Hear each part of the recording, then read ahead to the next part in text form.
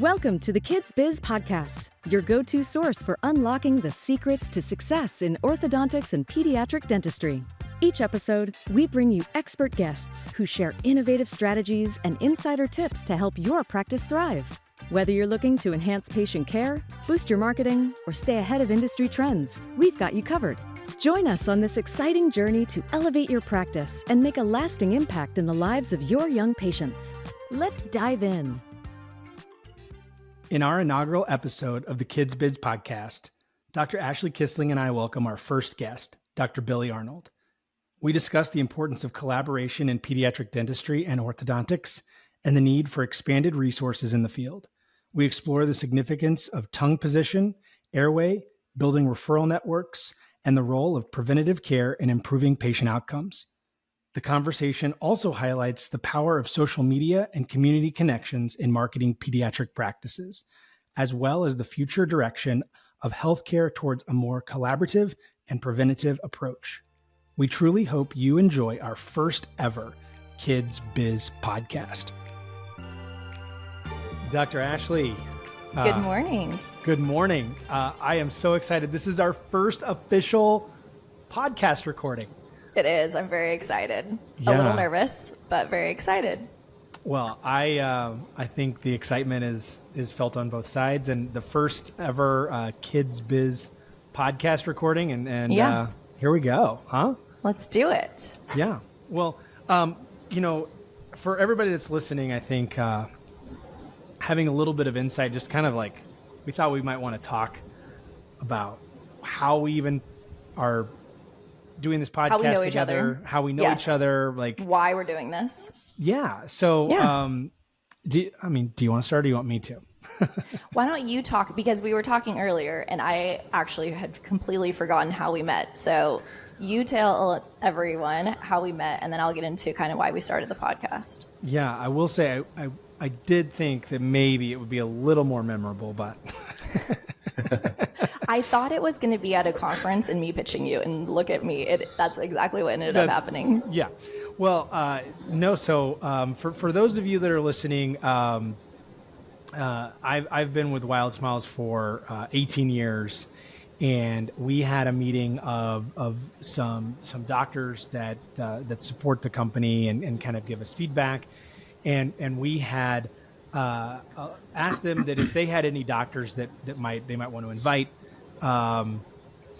We welcomed them to do that to this meeting. And so, one of them, who, for those of you listening, you might know Dr. Gary Kawada, in Southern California. I've known him a long time. He's been a long time Wild Smiles provider, but he brought, Dr. Zoe Gutierrez to our meeting, and, great conversation, got to meet Zoe a little bit. And then, here we were a month later at another meeting out in Denver, and Zoe said, "There's this friend of mine who you really need to meet. She's got an ortho-pedo practice. She has been doing some stuff on social. I think you guys will get along. I think you'll probably be able to learn a lot from her." And I said, "Well, absolutely. Introduce me." And so there in Denver was Dr. Ashley Kissling, and that's where we met for the first time. Did I get it? And shout out to Zoe for starting this relationship. Yeah, thanks, Zoe. Yeah. And then my point of view is that I always went to all of the conferences in the very beginning when I was working on my social media, and I wanted to work with different companies, and I brought like little flash drives with my pitch. So I was trying to pitch you, and she made the introduction, but he doesn't remember it that way. So I guess I did a good job. I didn't feel pitched. It's kind of like when my wife and I tell the story of how we met. It's a little different. Right. So it's perfect. Whoever recounts it. Yeah. Well, that's great. Well, so then let's maybe just fast forward through. We've known each other for a while now. Yeah. And here we are doing. We've been working together on social media together. I've been making content for Wild Smiles. I actually went back, and our very first collaborative TikTok together was November of 2021. It did 3.5 million views and 500,000 likes. So I would say it was a very first great collaboration. Yeah, I would say so. Those. Thanks for bringing that up. I didn't know that. Yeah. Great numbers. So we have high stakes for this first podcast. There we go. Yeah, let's see what we can do. Yeah, let's see. Yeah, well, so then here we are hosting a podcast together. And what's your recollection of how that came about? Well, there was a little pause in me making content, and then we talked and we were like, all right, let's start working together again. And then I think we were trying to figure out like what was the next move. Like, we've done content together. We could continue to do that. And then I think I suggested a podcast. And I was like, I've always wanted to do it. Like, I enjoy it. I love the content creation, but I do not need one more business to run or anything else to manage. And so I think it was like, okay, I'll be the creative. I'll come up with the concepts, the guests, and then you guys produce. I think actually that sounds about right to me. That sounds about how it came up. And I will say we had been thinking about doing something with creating content, and our big view or my big thought is that it has to be something that adds value to the practitioner's life and the practice. And so when you threw that out there, that was right in line with what fit with what we wanted to do. And there's really there's no resources for pediatric dentists really when it comes to running a business. Very few, I should say. For ortho, we have orthopreneurs, orthodontic pearls. I mean, there's so many conferences you could go to, podcasts you can listen to. I mean, the resources are endless. For peds, when I was trying to open up like the peds aspect, and it's like, hey, I did pedo for 1 year before going to orthodontic residency. So I'm like, I kind of know a little bit of clinical, not as much as we'll introduce Dr. Billy here in a second. So not like him, but I'm like, I understand the basics. What I do not know is running the business. And there was just no resource. I remember even talking to Dr. Billy and be like, okay, what are your guys' Facebook groups? And he was like, we don't have them. And so I think this is going to be so amazing for not only pediatric dentists that are trying to run businesses, because we're going to be talking about both, but for the business owner that's trying to do pedo and ortho, trying to run the business, trying to understand the KPIs. There's just so much that goes into running a business, and I don't have all the answers. So don't come to me for all the answers. But what I would love to do is interview people that know more than me, and let's all learn and grow together. Yeah, absolutely. I think, we've been working with pediatric dental practices, pediatric ortho combo practices for a long time. And similarly, they come to us, or we're in there and we see these gaps in education of the business side. And so Dr. Ashley has already, I mean, oh my gosh, the list of topics and doctors. I mean, we've got rock stars that are going to share their insight with everybody who's listening. So the next, I mean, I'm ready for this wild ride. We really don't know what we're getting into, but yeah, it'll be fun though. Yeah, it'll be fun. So why I wanted to bring on SoCo's pediatric dentist is because we have very different ways that we market our individual businesses, and we'll get a little bit more into that. But I am very direct to consumer. My husband is a general dentist that literally practices in the same parking lot. We have pedo. So I didn't think to lean into referrals like Billy does. I wanted to go direct to consumer. And so that's kind of what I've leaned into with all the social media, going direct to consumer to our consumers. Now, Billy targets other professionals.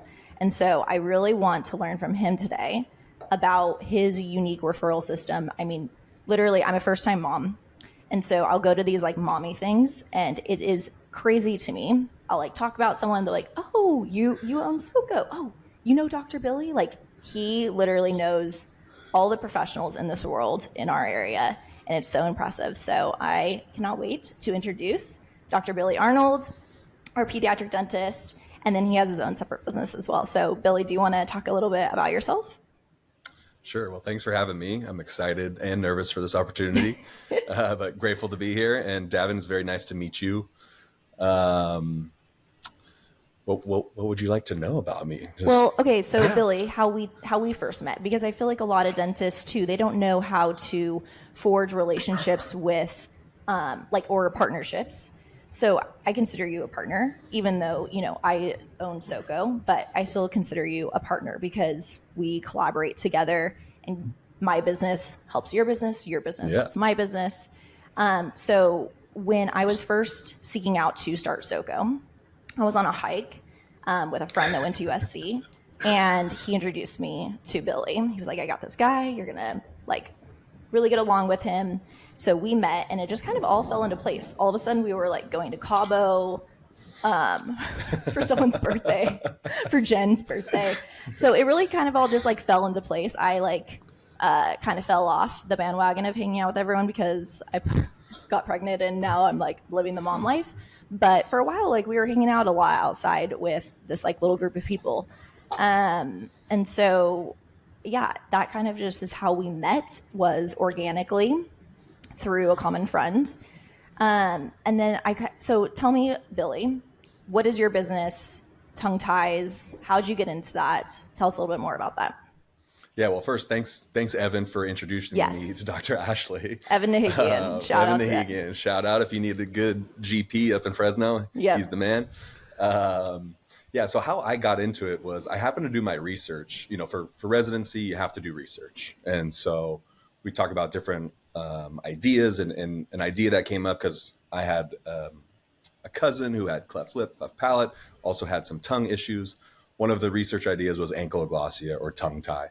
So that was kind of the start of my journey. And to do research, you got to read all the literature. So I went through all the literature. You start seeing all these common names, all these articles that are being authored by certain people. And so you start to get to meet these people. And then I've kind of found out some different kind of collaborative functional healthcare groups, like the AAPMD, American Academy of Physiological Medicine and Dentistry, which is trying to blend this, instead of the siloed healthcare system that we have, trying to collaborate more, because it's better for me as a provider. It's much better for the patients because we're all working together and we're taking a team approach versus me just giving my perspective and then someone else giving their perspective, but creating a perspective together. So I did my research on that, and I started learning about all these new people. And then out of residency, I got a job with a mentor, Dr. Ryan Roberts, out in Tulsa, Oklahoma. And he had been in this kind of tongue tie space, airway space. And so I started learning more from him. And we were the only provider in the state who offered these services for new families. And so I worked in a hospital out there, St. Francis Children's Hospital, St. Jude's, great hospital. I miss all the people I got to work with there. And so kind of going through that, I just started meeting more and more people at these at the meetings, kind of CE meetings. So AAPMD is one, AAOSH, AOSH is another one. Basically all these groups that are focusing on collaborative functional health. And so as I kind of dove into that, I just started seeing things from a different perspective, and not really how I was trained of drill, fill, but really trying to get to the root cause of things and really try to prevent it. Because, man, sometimes being a pediatric dentist and putting these kids to sleep and they've got 20 teeth and 20 cavities, and it's a tough thing for an adult to get through. It was just, it hurt my heart to see all these kids have to suffer through something that was entirely preventable, and we're not focusing on the preventative side. So that's kind of how I got into this and the whole airway space. And most of those kids that we're putting to sleep, I started associating most of these kids are mouth breathing. And then I started digging deeper in oh, they're not getting good quality sleep because they're mouth breathing, or they're snoring, or they're grinding, or maybe they have sleep apnea. And then trying to get to the root cause of how do we get these kids breathing better and sleeping better. And then everything else should be better if we're doing those things first. Obviously diet is a huge part of it too, but that's kind of how I got into it. I feel the same exact way. In residency, they teach you how to treat the problem. And I would get so frustrated. I remember like coming home, 3 years after practicing, and you'd finish cases, and then you come back for the retainer checks a year later, and to me, and they would not wear their retainer, and they'd have relapse, and it'd be so frustrating. It's like, we just worked 2 years to do this, and they look, all the lowers are completely crowded again.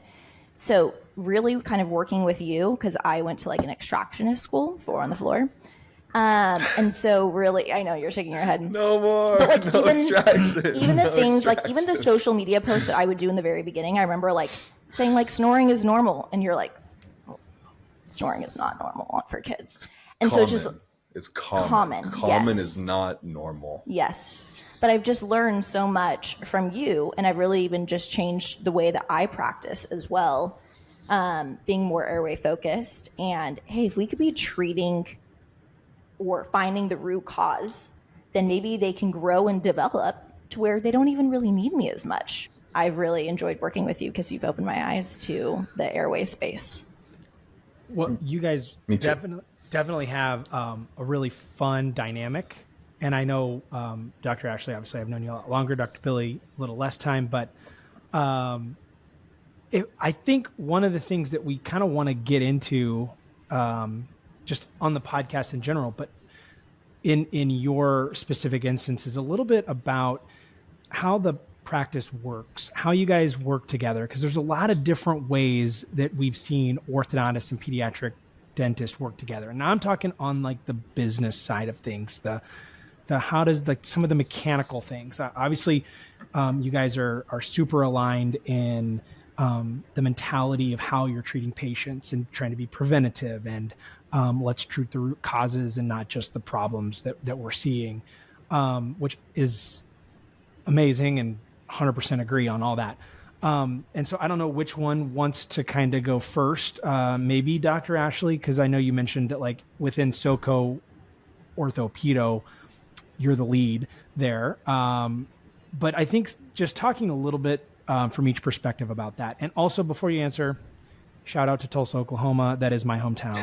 That is where I'm from. No way? Yes. So that's where I grew up. I grew up there. I live by Swan Lake. Oh my gosh, I haven't thought about Swan Lake, like 21st and Utica-ish. Yeah, okay. I haven't thought about Swan Lake in a long time. I went to high school there, and then left and went to Texas for school, and then skipped right over Oklahoma to go to Nebraska. So, but either here nor there, I just wanted to give a shout out to Tulsa. That's so funny. So, Dr. Ashley, how about Yeah, the business so initially we thought about maybe partnering together. It didn't work out. And honestly, for the better, because I feel like I'm able to lean into SoCo, which I'm really passionate about. And I feel like Billy is able to lean into his tongue tie business. And we're not like torn in different directions. And so, when it comes to SoCo, pediatric dentistry and orthodontics, Dr. Billy's our pediatric dentist. He's more working in like an associate position. And then he just makes a percentage of production. So that's kind of how that relationship works. And then Billy, do you want to kind of talk about your tongue tie business? Because he actually flies. He has 2 practices or multiple practices because you're flying from Southern California to Northern California. You want to talk a little bit about that? Yeah. So, I mean, I did my research on tongue ties, and I started learning a little bit from different providers, kind of almost like an apprenticeship from other providers. And, the more I learned, the more I realized I didn't know very much about it. And so I just kind of try to read every book, every article I could, took every class that I could. And really the big thing that I saw was the tongue's critical importance in facial development and then breathing health. Like if you develop a low tongue posture and then you get an open mouth posture, you're just going to create worse breathing habits. And then those habits and those postures, or a bad posture, like a low tongue posture, especially under age of 6, is going to change the way these kids' faces develop. Right? There's no maxillary support. So the tongue's like a scaffold for the maxilla. If the scaffold's not there, then it's all going to kind of crumble or fall down, and you get that vertical growth pattern or very narrow growth pattern. So when I kind of saw how the tongue played that critical role in that early kind of facial development, and then how that had a really big role in kids' breathing health and thus their sleeping health, that became kind of my new passion. I'm like, we got to get these kids breathing better. We got to get them sleeping better.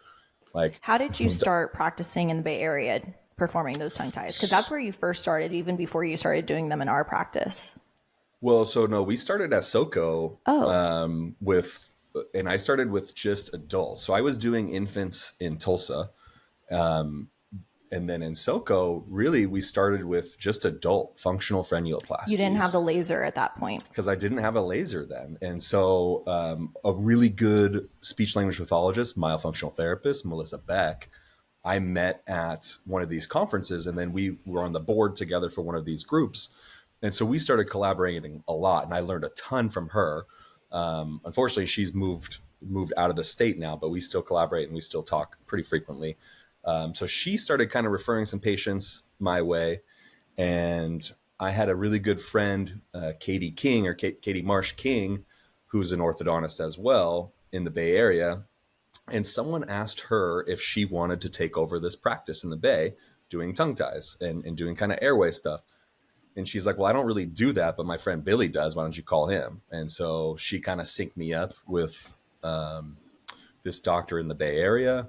So I flew up there, I met with them, and, there was a lot of kind of changeover happening. But anyways, long story short, there's a couple doctors before me, but nobody was nearby, and someone was moving and the other one didn't want to do it.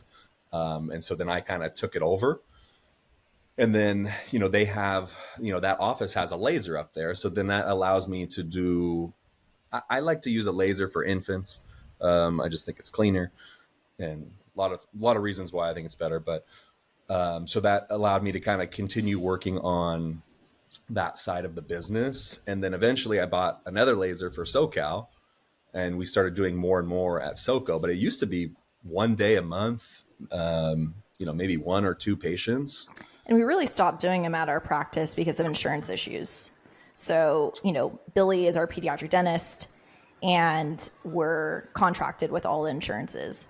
And so what were they trying to, for a little while we were trying to go around the system, but then. Well, we were just trying to learn that system. And what we quickly realized is, I think, in my opinion, is two things. One is, if you're billing it through insurance with the amount of time that we're spending with these patients, you're really not making any money, and that's not sustainable for a business. And then two, as our pediatric practice got busier and busier, we didn't have time for it. Didn't afford the time, because these appointments now, I'm one-on-one with these families for 45 minutes, and I can't do that in a pediatric practice the way the healthcare system is set up now, and be profitable.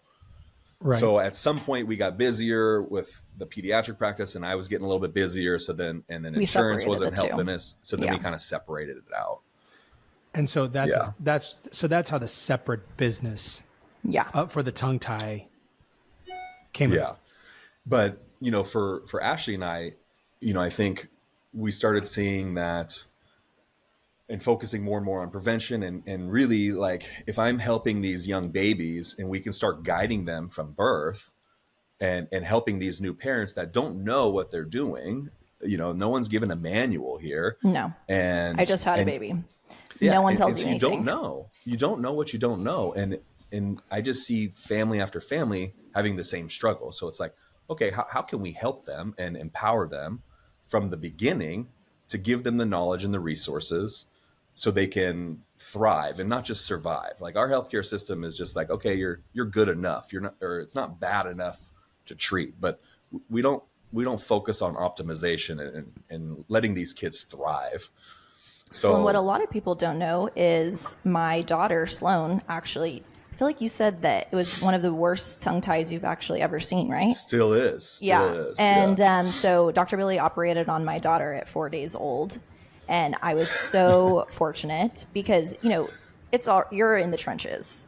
And they literally handed the baby over to me. Luckily, I worked with doulas and midwives. So I wasn't in more of a hospital setting where they didn't say anything about the tongue tie. They literally addressed the tongue tie as they're handing me the baby. They're like, you're going to need to have this looked at, and then they set up the lactation consultant and all the things. So I was very fortunate that I had already lived in that world, and I didn't have to research a provider and all that additional stress right at the very beginning when life is already so hard. And so Sleep deprived. Yeah, you're sleep deprived. So yeah. So it was nice that, from a business perspective, I got to be the patient and got to see what it felt like being a first time mom, being scared to have this laser procedure done on your infant, and kind of go through that as the consumer. Yeah. And like Dr. Ashley was saying, she had some doula, midwife. Like, these are the people that should be guiding these families. Doulas, midwives, and an IBCLC. Like, I think every mom should be given that from day one, and they shouldn't have to worry about paying that out of pocket. Like, this is where that collaborative healthcare is great, but it's also, there are hurdles for some families when you got to be jumping around to appointment. And a lot of these people are out of network. So then they're paying. Oh yeah, it's cash. Cash. Right. But those are the people that are going to spend the most time, and they're really going to help you and guide you. Whereas, unfortunately, a lot of these moms, like Ashley experiences, like, hey, here you go. Figure it out. Yep. Yeah, good luck. So I have a couple follow-up questions because, and it kind of goes back to the referral network, or and what you're talking about here is how you run your businesses a little bit separately. And so I think now, as I've been listening, and I've been learning a lot, by the way, I might have to go back and do some key term searches, but I think I'm keeping it. Okay. But sorry. No. You guys are, this is fascinating. But on the business side of it and the referral network, I know Dr. Ashley, you kind of teed it up at the very beginning. You're very consumer focused, direct to consumer focused. Yeah. And Dr. Billy, you do some maybe more traditional ways. But as you guys are talking through, there's kind of this network of doulas and cash pay. Yeah. How did you meet all those? Because you're not female. You're not like hanging out with doulas and lactation consultants. So are you meeting these people at collaboration cures? Are these conferences that you're meeting them, or are you just, because I remember for a while I would find them on Instagram and I would send them to you. I'd be like, oh, you need to meet this person. We need to schedule a lunch. So in the beginning, that's how I introduced a few to you, but you've done way more than the few people I've sent you. Yeah. In the beginning, when I would do these conferences, I would there's an app and you could see who was in what location. And so basically I would make a list of everyone in my geographical location, either Orange County or the Bay Area. And then I would make a point to meet with them and then talk about what are they looking for in a provider? What are the hurdles that they're having, or what are the difficulties that they're having right now with the other people that they're working with? And then really I just try to cater, and I learn from each of them, these, and you hear the same thing over and over. It's like, people aren't collaborating, people aren't talking, they want access, and they don't want someone who's just going to go do a procedure. Unfortunately, sometimes surgeons like to cut, and maybe it's not the best thing to do that. So they wanted someone who was really going to be a team member with them. So, and that's how I like to work anyway. So it was perfect. So I started meeting them through those groups. So is it conferences or groups? So in the beginning it was conferences. Okay. And what are a few of those conferences that you went to? So the collaboration cures, which is one I just got back from a week or two ago. New one I'm doing is the future of pediatric medicine. So basically it's a bunch of pediatricians and OBGYNs, and there was an optometrist. I think I was the only dentist there. There was 2 dentists there, but it was a bunch of functional health people where we're all seeing kind of the same thing, but in our individual silo. And so it's just groups that are realizing we need to work together. But then what I would do is I would just Google every lactation consultant or doula or midwife nearby, and I would just reach out and try to meet them. And even chiropractors. I remember Billy tells me, he sends me, I'm at the hospital, okay, I haven't even checked out, and he's telling me I need to schedule Sloan a pediatric chiropractic appointment. I literally laughed at Tyler because I was like, what the heck are they going to do on my infant? And then I even remember going to the appointment and being like, I have no idea what's about to happen. Are they going to try to pop her neck? So how did you? They're I know incredible. that's not. Yes, they are. No, they are incredible. What even? Quick side story. I remember you were getting very close to delivery, and I think I was visiting my family in the Bay, and I was I was like, please don't get a text message. Please don't get a text message. Like, I was just like hoping that I wasn't going to hear from you. And then it was, I think 12 hours in, you're like, hey, I think we need to see you next week. Yeah. And so then I sent you all my referral, like the team. And again, so, super thankful. Again, like those chiropractic doctors, I learned about this at those conferences, and I started meeting them. And then, some of my mentors and people that I was kind of like an apprentice to, they talk about this function first model and this function first approach, because what we're after is improving the function. And if we're wanting to improve the function, then we need to address all factors that are going to play a role. And so, from a chiropractor standpoint is, going through the birth canal is tough. It's like, it's a cram space. And so these babies come out and sometimes their bodies are really tight. And Sloan was beautiful when she came out. They're all beautiful, but there's an adjustment period. There's an adjustment phase. And so these chiropractors are able to go through the body and just release tension and get these kids to relax. And there's tons of GI benefits. And, you'll have to bring one of them on, because I know a little bit about what they do and I just see the magic that they do, but I can't speak to like how incredible they have been and how helpful they are for so many families. Well, this isn't necessarily dental related, but I have two daughters. The youngest one is now 11 and in 6th grade. But when she was an infant, she had issues with stuff clogging her ears, and we went through all the normal antibiotics, and the next step was tubes. Well, so the next step was tubes, and 7 rounds. We then found tubes. we by the time we'd gotten there, we thought there's got to be a better way. And my wife was very aggressive in researching and talking to different people. Good for her. And we ended up at a chiropractor's office. And I don't know any of the technical terms, but there is like there was a small adjustment that needed to be done just right at the base of the skull at the top of the neck, and a very non-invasive adjustment.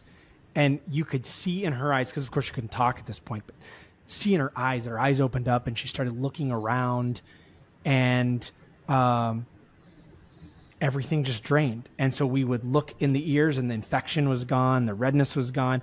It took 2, maybe 3 adjustments over a couple of months. And we went to a chiropractor that was also very open about, this isn't necessarily anything you're going to have to be doing for a long time. But anyway, all that to say, from my own personal experience, that saved us from tubes. It saved us from a lot of other complications. And I'm very thankful to this day that my wife was willing to kind of put in the work to find that avenue. So we are huge fans of that. Your wife. Yeah. Yes. You got to trust that mom. That mom gut is so real. And no one's going to advocate for your family more than their mom. And so, yeah. Super thankful tonight, for my mom. Yes. Tonight we have a study club that we're going to attend. So do you want to talk a little bit about who's in your tight knit circle, Billy? Like, who are your referral team? Like, who's on that list that when I was like, Billy, help me. I don't know what I'm doing. I got a tongue tie. I'm in the hospital. I'm freaking out. Who are your go-to people, and how did those relationships form, and how do you maintain those relationships through our study clubs? But the study clubs are new. We've been practicing for about 3 years now. So, within SoCo. So how before the study clubs did you maintain these relationships and build them? Yeah, well, I mean, I think from an infant standpoint, an IBCLC is like, you just gotta be working with one of them. They get tens of thousands of hours of work with moms and babies to promote breastfeeding and nursing efficiency. So I think they're incredible. Doulas and midwives to kind of help with before birth, through birth, and then kind of that postnatal period, or what's called like the 4th trimester. Mm-hmm. I wish every mom could have those 3 like automatic. And then again, as you've both experienced, having a pediatric chiropractor who's comfortable with infants, and not everyone is comfortable with infants. So you want someone who's comfortable with infants. to me, I feel like if you have those 4 people, like they're going to get your baby off on a good path and at least address things from a functional standpoint and a non-invasive standpoint versus conventional healthcare system. We kind of just jump to the procedures and antibiotics and you know, I don't want to get down that whole antibiotic route because that's a whole other podcast, a whole other discussion. Because series of podcasts. Right now we just throw antibiotics at these kids that have these ear infections, but we're not really addressing the underlying issue, which is some sort of dysfunction, like you experienced with your child. It's either a swallow dysfunction or there's tightness or something that's impinging the muscle movement that's draining those eustachian tubes like they normally do. And you throw the antibiotics at it, you throw the antibiotics, 7 rounds, I think it's typically what I'm hearing. And then you're doing tubes. Now, what are antibiotics doing? You're wiping out your whole microbiome and your oral microbiome, your gut microbiome, just everything. And then, the research with antibiotics and depression, and it's just, if we can avoid them, we need to try to avoid them and focus on really fixing the root cause and not throwing Band-Aids at them. And that's what moms are looking for these days. I'm always thinking in terms of social media, and my pages are also targeted for me, which is always like holistic doctors and root cause and all those sorts of things. But that's really what does so well on social media. And that's what moms are looking for is we don't want to just put our kids, people don't even want to vaccinate their kids anymore. They don't want to put them on a antibiotic or other prescriptions for a long time. And so people are really trying to seek doctors that are trying to look for the root cause and versus just treating the issue. So I think it's great that we're working in a collaborative. We have the right people to refer to. Yeah. Going back to go ahead, Dr. Billy. Yeah. Going back to that team approach, I think those are going to be your 4th trimester team. Obviously you need a pediatrician or an ND, kind of a functional medicine doctor, ideally. With the chiropractors, it could also be an osteopath. It could be a craniosacral therapist. I think PTs and OTs are huge. A lot of the infants that we work with, we're getting them to see a PT or an OT or both, where they're working on oral motor function. And then as they get older, then it's okay, a functional dentist, myofunctional therapist, speech therapist. ENTs are always going to play a role, an allergist, even breathing and nutritionists. The list could be quite long. So I've got a question for each of you. Just from the kind of a logistics standpoint, I'm kind of an operations guy, so I'm kind of like, okay, all these ideas sound great, but how do we execute? So I know, Dr. Billy, you've talked a lot about getting the team together, and I think, you mentioned that you were even just Googling and then kind of going out and interviewing them.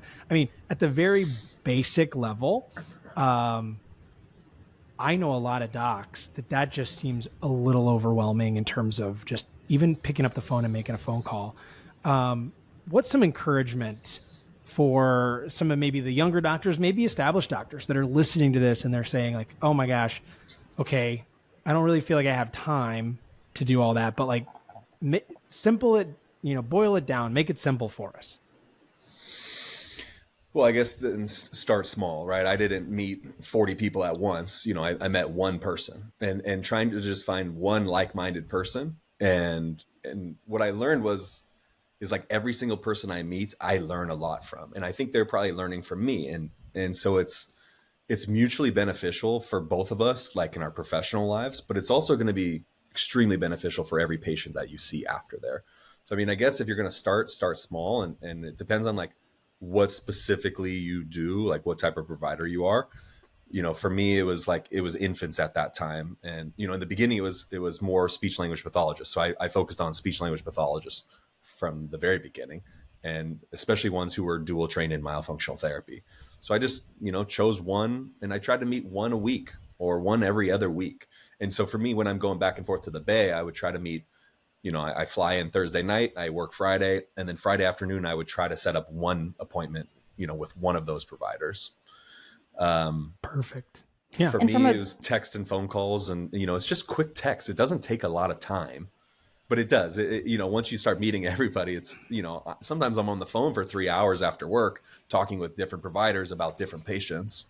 Sure. So, Sure. And then now that he's made this network, now we're starting to do study clubs. So it's like everyone can be collaborative together versus having to take all these one-on-one meetings.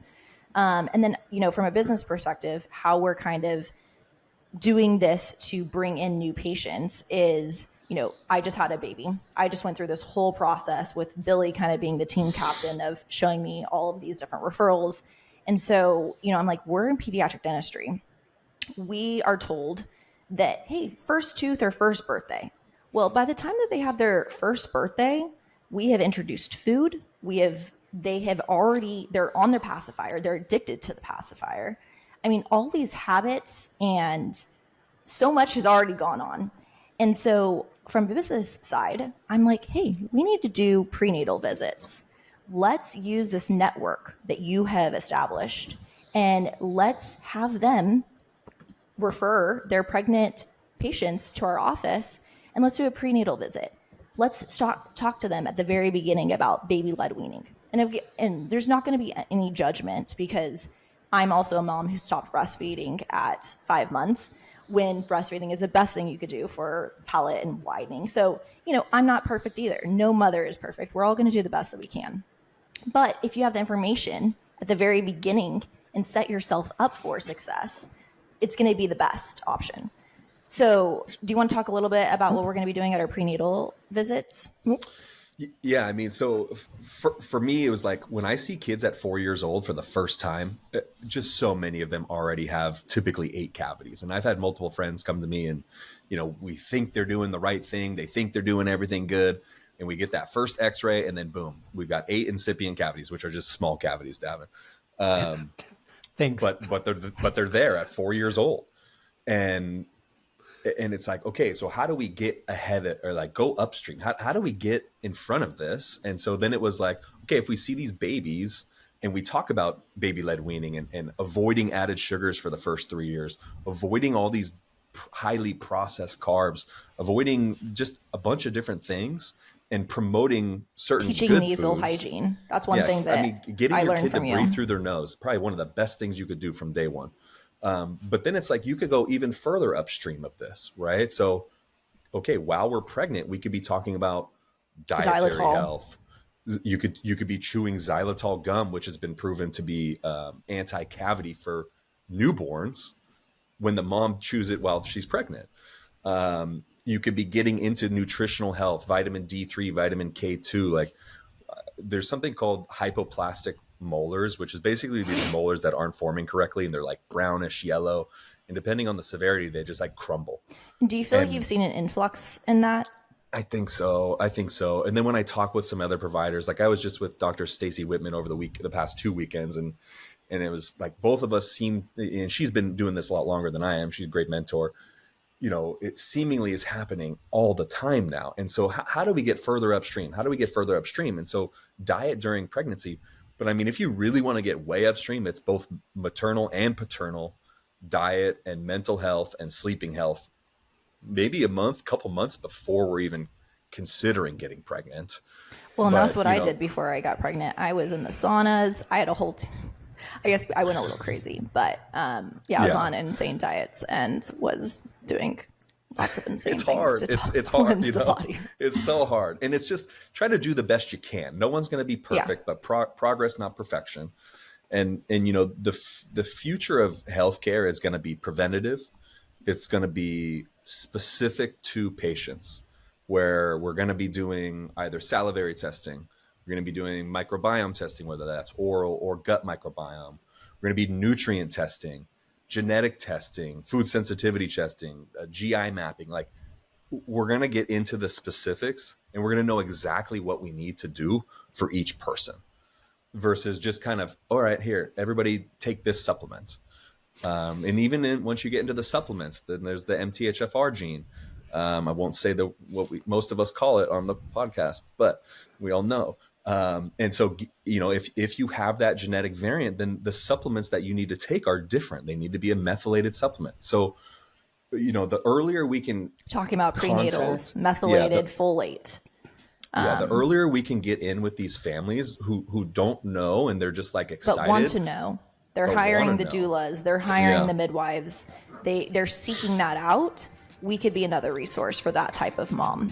If you're like most orthodontic and pediatric dental practices, you're probably struggling with oral hygiene compliance, observation conversions, and an increase of shoppers, especially among young patients and their families.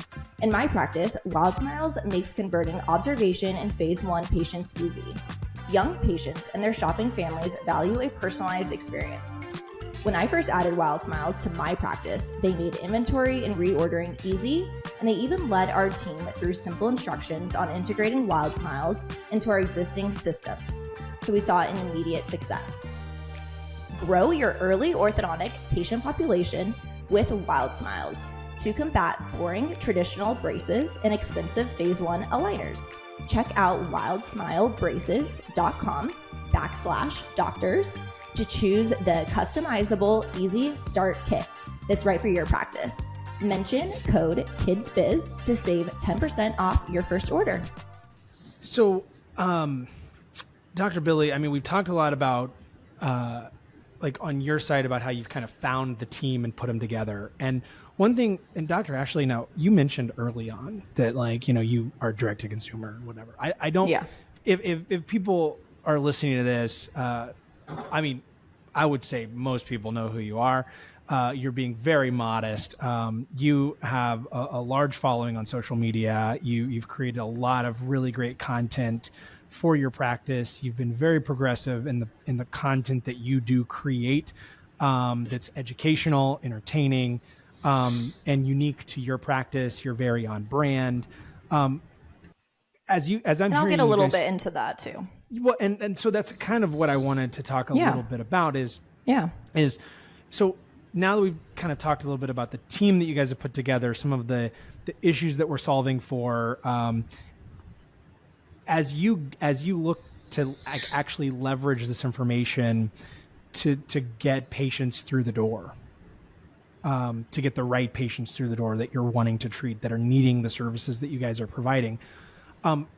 What does that look like on the social media side, on the direct to consumer side? Yeah, I mean, just like as we've started to evolve the practice and be like, okay, how can we really start from the beginning? And it really took me being a first-time mom. I feel like Billy was already in this world and I just hadn't really entered it with him yet. But going through it myself and being like, wow, I did not know so much, and other moms like me want to know this stuff. So how can we teach them? And so I feel like we've been so focused on, okay, what is this appointment going to look like? How do we need to market it? That, yeah, I'm so excited to start making content about it because I feel like the root cause is so important. And people want to know about it. So I am going to start making social media content. Haven't really. We've done a few, and I feel like they've been good. Like, I feel like I should look it up. But we've done a few of like 5 red flags about a pediatric provider. And Billy, I think we collaborated. I texted you. I was like, hey, like, what 5 things do you want to be on here? So like, one was ear tubes. You mentioned ear tubes. I'm trying to remember, what else did we put as the 5, Billy? It was like snoring, grinding, mouth breathing is normal. Yeah, telling moms, basically when that mom has that mom guilt, telling their mom they're going to grow out of that. They're normal. That's normal. Like that's, you know. So I think that we've done we've dabbled in it a little bit and it's had some success. But I've been so like braces content because that's what has always performed for me. That I need to lean into more of like where we're going with our practice as well. And I love this idea, by the way, of what is common versus what is normal. Because, I mean, obesity is common. That right there is a social media post. I need to write that down. Right. Yeah, absolutely. Because, I mean, so my wife and I, as I mentioned earlier, I mean, we've been on this kind of journey for the past probably 5 or 6 years. I have psoriasis. We've been trying to treat that without medication and look, so we were vegan for a while. And then we've added meat back in, but now we're on this whole journey of, you know, where is our food produced? And I think there's a lot of people out there that are on this journey with us. I went vegan for 3 years. Right. And now I eat it again. Yeah. And there's a lot of benefit to it, but But what is common versus what is normal? And I love that you guys are making that distinction because, I mean, like I mentioned just a minute ago, obesity is common, but it is not normal. And so as you guys are educating about this, I think helping people see that, these issues that their kids are having or that they're wanting to look into might be common, but to go away from that's normal. And I think that's a huge distinction. And I think that from a social media side, how you can kind of lean in and do both is we do work with influencers in our practice. So you'll see like the Real Housewives, we have Gina, we have Emily. So I do work with big influencers in our practice. I will say that's more so for like clout. I feel like local people are like, oh, like the housewives go there. They must be good, Right. But realistically, the really good ROI is to find that mom that's on the PTA board. Find the mom that is like the dance mom. Like she runs the show. She's the queen bee of the moms. And it doesn't even have to be a mom. I actually had a guy that was my queen man. Anywho, I don't know what to call him. but King? He is a community king. Thank you.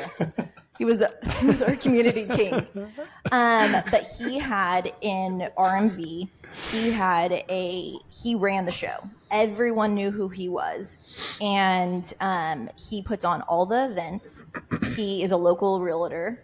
And so obviously he was putting on the events for his business, but because he runs all of the events, everyone knows who he is. So I treated him for free, all of his kids for free. And those are the biggest ROI, is the community leaders. Sure, you can work with influencers for clout and things like that, but realistically, that's not the biggest ROI. The biggest ROI is the mom that knows everyone, and she's been living in that community forever. She hosts all the dinners for the dance kids or whatever it is. So those are the people that you have to find in the community. Luckily for us, because I know that a lot of people have asked me, like, well, how did you find those people? Because I didn't grow up in this community. I moved here, started a business, and didn't know anyone. So I had to like seek these people out. I would literally stalk people on Instagram. So that's how I found out like who's who and who's a big deal. And they would only have like 3,000 or 4,000 followers because they're a local leader, they're not the influencers.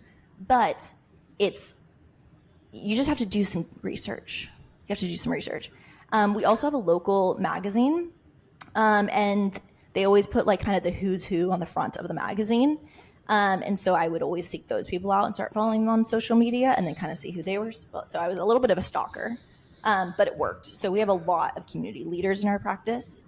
I'm trying to think. Also, we've collaborated with like different mommy groups, the Mommy Center. So we're working on a collaborative social media post with the Mommy Center, which is like a really big deal in this area. It's for all new moms, and it's going to be like what to expect for your very first pediatric visit. But we're both going to post it. So it's like those are ways you can reach out. If you're like, I don't know how to work with them, well, reach out and be like, hey, I have this idea for a collaborative social media post. Go to coffee and then meet from there. So the Mommy Center, that's something that was already in place, or that's something that you guys are doing? No. This is a separate business. She also started very similar around our time, and she just blew up organically through social media. Right. But it's basically like a center. And let me tell you, all these types of places for moms, like there's like the mommy walks that blew up on social media. The first girl that started that was in Newport Beach, and now it's pretty much in every city around the United States.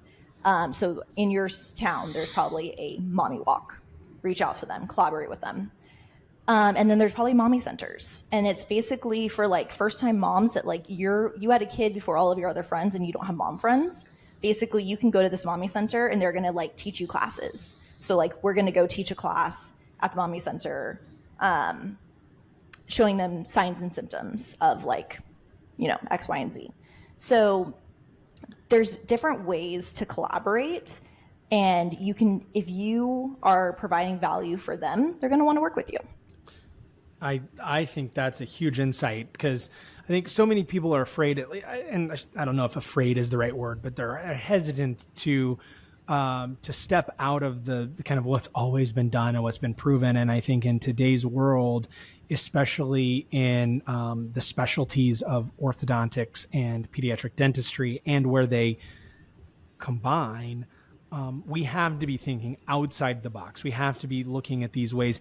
And when we think about going upstream, I mean, we need to continue to find ways where we can get to them as soon as possible to start the education process. So when you're talking about, like, you know, you were doing saunas and all kinds of things even before you were thinking about getting pregnant, you know, we need to put ourselves in the shoes of our consumer, and what are the things that we know is going to help them the best, and then let's go to these areas and try to provide value. I mean, I think that's huge. That's a huge thought that is pretty simple. But, and you don't have to pick up the phone. Like, the phone can be intimidating. I know, like, everyone's a texter now, and like no one wants to have like real conversations on the phone anymore. But you could DM people. That's literally how I reach out to everyone initially, is a DM through Instagram. Most people that are going to be like-minded and working in this space is going to be millennials, and we all live on Instagram, whether we want to admit it or not. Right. And so DM them. If they don't reach out back, that's okay. A lot of people don't respond to me, but I'm relentless, and I just, all right, you're not going to work with me, the next person will. Well, and I think that grit and determination cannot be understated, especially in a startup, especially if you're in a community where, you know, like you said, you're not from. Dr. Billy, I know you're from Northern California, but you're obviously doing a lot of stuff in Southern California. And so just that ability for both of you to just know that, okay, it's a numbers game. I'm going to reach out to as many people as I can.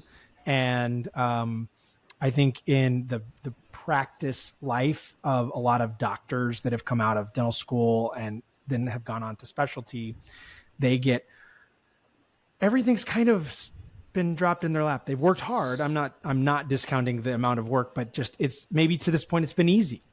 And now here we are trying to run a business, and we're having to do things that are uncomfortable, that we might get told no, that we might not be immediately the best in the room at. Well, but look just at to me keep here going. today. I'm on this podcast with you because I initially was pitching you. You could have Here we said go. no, and here we are today. Yeah. Yeah. Well, it was, yeah. I mean, I think, and you know, I've wanted to do a podcast for a long time, but I'll tell you, just, there's all the excuses. Oh, too busy, not enough content, all this stuff. And here we are. So What's the worst that could happen? They say no. Yeah. Who cares? Move on. right. Move on. I just listened to the podcast you did with Caitlin McClure, and you said a quote about talent and hustle. Will you say that one again? Because it resonated so well with me. Yes. I think the one that you're talking about is hustle beats talent every time when talent doesn't hustle. Love it. Is that it? That is Love it. Yeah, it's so true too. Yeah. That resonated with me because I'm like, I'm not the best clinician, but I'm gonna hustle. Yeah. Yeah. I mean, this is something that I talk to my kids all the time. Like, I don't care about being top, straight A's, all that stuff. That's not saying that straight A's aren't important and that we don't strive for that. But if you come home to me and you have a C, and you can honestly tell me that you studied as much as you could, like you did, you put as much work into it, I'm going to celebrate that you got a C, and we're going to enjoy the moment together that, hey, you know what? You tried as hard as you could. Now, if you come to me and you got a C and you didn't do a thing, that's a totally different deal. And I think that that's a great way to, the way to look at, we're running our practices, we're getting them off the ground. Sometimes we're going to get C's on stuff. We're not always going to get the A on everything that we do, but that's okay as long as we're trying as hard as we can and we are not leaving any stone left unturned, and we're having the conversations. And every single person that's successful in anything is littered with more no's than yeses. They just talk. It's a numbers game. Well, and I was actually in school as the complete opposite that I am today. I didn't participate in one thing. I didn't talk to anyone. I literally just studied. I was like, if I am the best in my class, everything will fall into place. And then I didn't get into orthodontic residency. And that was a turning point for me. From there on out, I was like, okay, it is about relationships. And the most successful people today is because of the people you know. Unfortunately, that's just true. It's not who's working the hardest, because let me tell you, if anyone that's listening that was in my dental class knows, I worked one of the hardest, and it didn't get me to where I wanted to be. And so I completely operate differently now.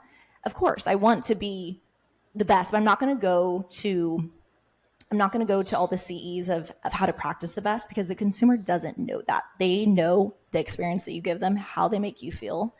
And so I'm going to really lean into the business and how are other people that are successful creating this experience for their patients. I love that.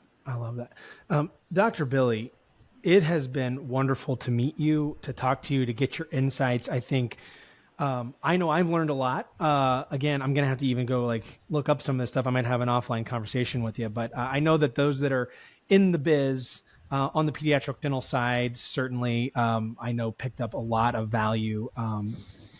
Those that are thinking, now more than in any time in the last 18 years that I've been in the business, we see a lot more collaboration with the pediatric dentist and the orthodontist. And there's lots of different modalities. And so I think you guys have a really unique, cool way that you're doing things. And it was awesome to kick off our first podcast for the Kids Biz podcast, learning from the two of you and how you do your business. Yeah, it was really fun. Thank you so much, Billy. Thanks for having me. It was great. I feel like, we talked before about how long we could talk for. I feel like we could easily, there were so many topics that we really just barely brushed the surface of. That's how podcasts are. But it's letting the audience know, okay, that's an idea. Because I listen to podcasts. I don't even listen to music in the car. I'm a podcast girl. And I will listen to a whole hour and I'll just have one little tiny pearl, and I'll go then research it, and then it takes you off to a whole thing. So hopefully that's what happens for someone today, is that they take one little thing out and then they go down the rabbit hole and they grow their business because of it. Absolutely. Just 1% better every day, right? Yeah. Every day. That's I love that. That's the deal. What do they say? 1% better every day, and then you're X% better at the end of the year. But I mean, it's been great collaborating with Dr. Ashley and coming from different backgrounds, and then being able to sit there and talk about a patient and what are you seeing? Well, this is what I'm seeing and this is what I'm seeing. Yeah. And then trying to blend that together has been super helpful, because I didn't go to ortho residency and she didn't do pediatrics. So it's nice that we can just continue to learn from each other, and the patients benefit when we work together and collaborate. So I love it. Absolutely. Well, thank you so much, guys. Yeah. Thanks for, this was great. Dr. Ashley, we did it. The first Kids Biz podcast in the books. Yeah, hopefully people learned a lot. I can't wait. A lot of pressure with your last collaboration was how many million views? Oh yeah, let's not. We're 3.5. 10,000 shares. Right. I don't think we're going to get that this time, but that's okay. Well, I think that it's a great content, and I know that for those of you that are listening, we look forward to continuing to provide content that's going to help you be just a little bit better in the practice of orthodontics and pediatric dentistry, and all the places where they overlap, all the places where they extend into the patient's life and the patient's well-being. So, and for everyone listening, we actually have a Facebook group too. We have 100 members so far, so off to a good start. Way to go! And we haven't even launched our first one. I know, on our Facebook group. So that's going to be where we're posting all of our podcasts. And then it's also just a really good forum. People have already been posting there, asking questions, collaborating. So join our Facebook group, because that will be another really great resource for you. Awesome. Well, this is our first time to end the podcast. We'll just click unrecord and then we could talk. We're going to edit that out. Or maybe not. It'll be great. Wait, what's the you got to come up with a closing line. Yeah. Do you want to help us do that? Billy, are you creative? Yeah. What question do you want us to ask you to close it? Oh, I don't know. I was hoping that you would take the lead on that. Well, we probably will in the future episodes come up with some really interesting ways to close it out. But but for now, I'm just going to do what. That's okay. Yeah. Hey, first time, we're just learning. We're learning. So we're just going to do what Dr. Ashley said. We're just going to hit stop record. There you go. All right. Thank you for listening to the Kids Biz podcast. We hope you gained valuable insights to elevate your practice. If you enjoyed the episode, please take a moment to leave us a review. It really helps us grow.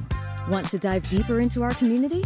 Join the Kids Biz Facebook group for discussions, resources, and networking with fellow professionals. Until next time, keep striving for success in your ortho and pediatric practice.